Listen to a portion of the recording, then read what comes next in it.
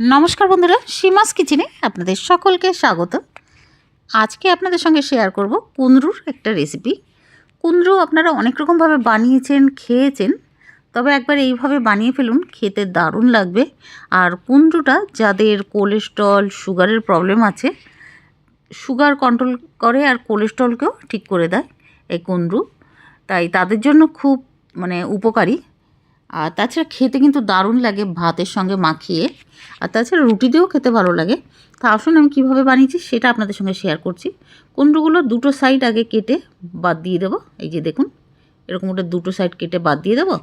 তারপরে মাঝখানে একটা করে চেরা লাগাবো, একটা কুंद्रुকে দু টুকরো করে নেব।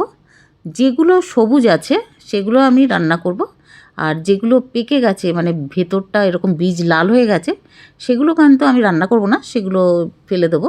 কিন্তু ওগুলো দিয়েও নাকি রেসিপি বানানো যায়, তা আমি আজকে সেটা করব না। এবার কাটা হয়ে গেলে আমি একটা পাত্রে রেখে দেবো সব কুंद्रुগুলোকে।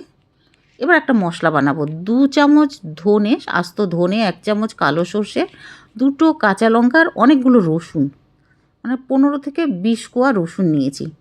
গ্রাইন্ডিং জারে ঢেলে একটু জল দিয়ে এটার একটা পেস্ট বানিয়ে নেব।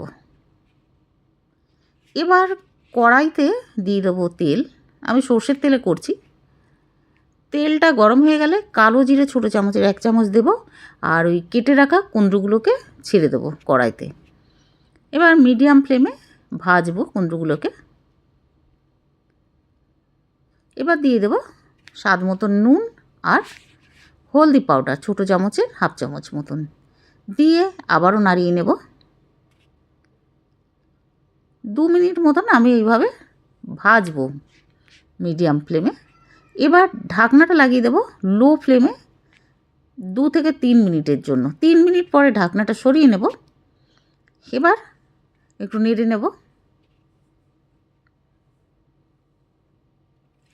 এবার আমি দিয়ে দেবো ওই যে সর্ষে, ধনে, রসুন আর কাঁচা লঙ্কার পেস্ট বানিয়েছিলাম সেগুলো দিয়ে দেবো।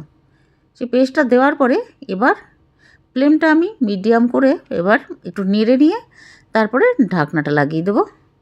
এবার ঢাকনা লাগানোর পরে আমি ফ্লেমটা কিন্তু লোতে করে দেবো, করে দিয়ে 3 থেকে 4 মিনিটের জন্য রাখবো।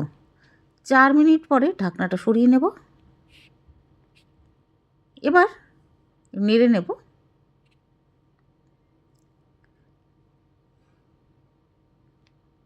একটু আমি চেক করে নেব যে কুंद्रुগুলো সেদ্ধ হয়েছে কি না। হয়ে গেছে, তৈরি হয়ে গেছে। এবার একটা কাঁচা লঙ্কা চেরা দিয়ে দেবো উপর থেকে, আর একটু সর্ষের তেল স্প্রে করে দেব। এবার একটু নাড়িয়ে নিয়ে তারপরে আমি আবার ঢাকনাটা লাগিয়ে দেবো। 2 মিনিটের জন্য ঢাকনা লাগাবো আর গ্যাসটা বন্ধ করে দেবো। 2 মিনিট পরে একদম লো ফ্লেমে কিন্তু লাগিয়েছিলাম ঢাকনাটা। এবার গ্যাসটা বন্ধ করে উপর দিয়ে একটু চিনি দিয়ে দেবো, 1 চামচের 4 ভাগের 1 ভাগ চিনি। এটা অপশনাল, তবে দিলে কিন্তু খেতে ভালো লাগবে। তবে যাদের সুগারের প্রবলেম আছে তাদের না দেওয়াই ভালো। এবার চিনিটা দেওয়ার পরে একটু নাড়িয়ে ঢাকনাটা লাগিয়ে দেবো আর গ্যাসটা বন্ধ করে দেবো।